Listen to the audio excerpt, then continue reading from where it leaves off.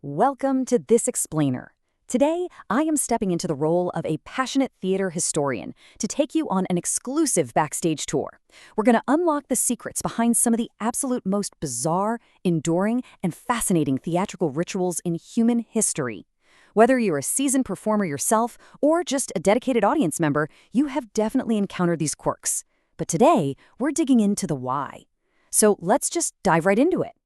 Think of me as your tour guide today. Here is our roadmap.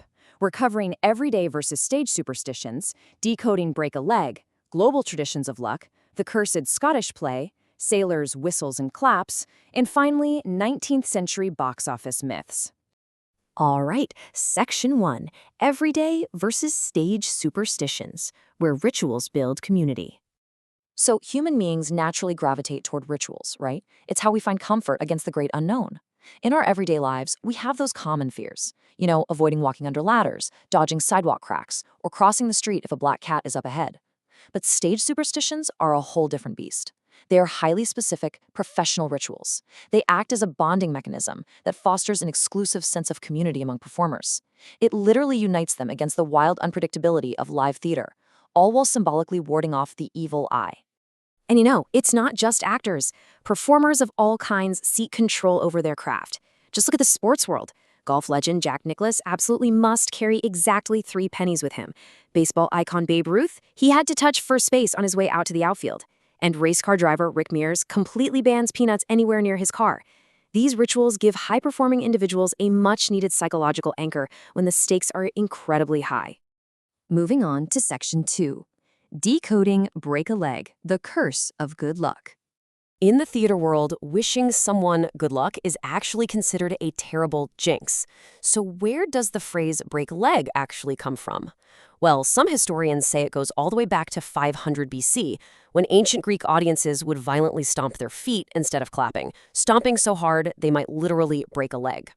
Others point to the 1600s, where Elizabethan actors would make a leg, which just meant deeply bending the knee in a grand bow. And then, of course, there's the incredibly dark myth that it stems from 1865, when the actor-turned-assassin John Wilkes Booth broke his leg leaping onto the stage at Ford's Theater. Actually, scratch that last one, the phrase didn't even appear in theater vernacular until over 50 years later, making that connection highly, highly unlikely.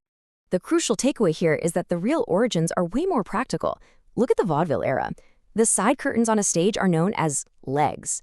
Producers back then would overbook acts, and a standby performer only got paid if they crossed that side curtain, literally breaking the leg line to get onto the stage. So wishing someone to break a leg simply meant, hey, I hope you actually get paid today.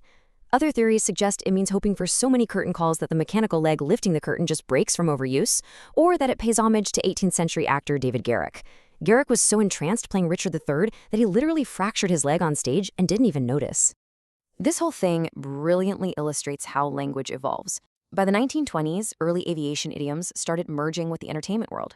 German pilots would wish each other Hals- und Beinbruch, which translates to may you break your neck and leg. Now, this was likely a phonetic play on the Yiddish phrase Hatzloche und Broche, which beautifully means success and blessing. As German-speaking and Jewish immigrants entered the American entertainment industry, this aviation slang directly shaped the English theatrical phrase we still use today. It's like a giant linguistic puzzle. Okay, Section 3, Global Traditions of Luck. Reverse psychology worldwide. The English-speaking world is definitely not alone using reverse psychology to trick evil spirits away from performers. Across the globe, theatrical communities share this deeply ironic habit. Professional French dancers don't wish each other luck. They just say, merde. Italian opera singers say, in bocca al lupo, which means into the mouth of the wolf. Down in Australia, performers shout chukas, which is slang for chicken. That harkens back to a time when a full house meant you could actually afford chicken for dinner instead of just bread. And in Russia, the equivalent is ni pucha ni pira, meaning neither fur nor feather. That was originally used by hunters to trick the spirits of the forest. And I absolutely have to explain the delightful history behind the French merde and the Spanish mucha mierda.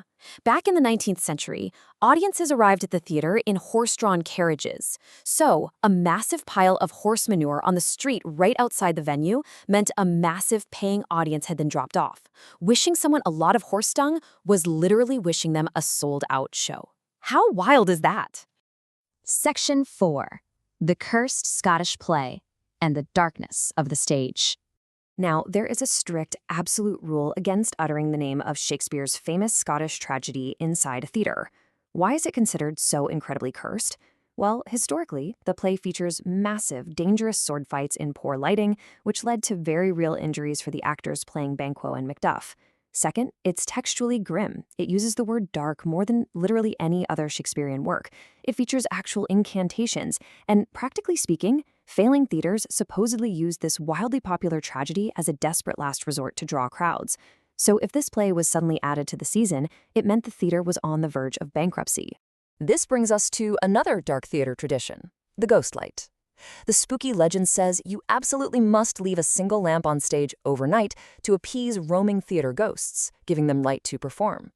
But juxtapose that with a practical reality, stages are cluttered, highly dangerous places. A single bulb prevents early arriving technicians from just plunging off the edge of the stage in pitch darkness. Still, leaving it on beautifully ensures the metaphorical light of the theater never truly goes out. Section 5. Sailors, Whistles, and Claps, Backstage Hazards. Let's head up into the flyloft to understand why seemingly innocent noises are strictly prohibited backstage. Step 1. Centuries ago, theaters hired out-of-work sailors to manage the complex ropes and riggings above the stage. Step 2. These sailors naturally used their maritime whistling signals to cue heavy scenery changes. Step 3. A bored actor waiting for their entrance absent-mindedly whistles a jaunty tune in the wings. And step 4. A confused sailor up on the grid hears the whistle, assumes it's a cue, and drops a 50-pound sandbag directly onto the actor's head. Whistling became bad luck because it was genuinely lethal. And just a quick note here, backstage clapping is banned for the exact same reason. A sharp clap could easily mimic a mechanical rigging cue. These famous superstitions were literally just the workplace safety protocols, the OSHA regulations, basically, of their time. Section 6. 19th Century Box Office Myths and Front-of-House Lore. Let's leave the backstage area and move to the front of house to explore how ticket sales generated their own bizarre rituals. Box office managers were incredibly desperate to ensure financial success, which led to myths like these. First, you must never admit a patron with a free comp ticket before a paying customer enters, or the show is doomed to lose money. Second, if your final dress rehearsal is a total disaster, managers would boost morale by insisting that a bad dress automatically guarantees a great opening night. And third, and this is the most shocking one by today's standards, some managers genuinely believed they had to refuse entry to women who were first in line on opening night. This brings us to a wildly dramatic anecdote from 1866. Manager William Wheatley was opening a frantic 5.5-hour cobbled-together extravaganza called The Black Crook. When the doors opened, the first person in line happened to be a woman. Wheatley panicked, pushed her aside, and yelled, "To allow a woman to be the first to enter would ruin the success of the play." He was genuinely terrified she would curse his opening night. So, what happened next? The Black Crook went on to run for a staggering 474 performances.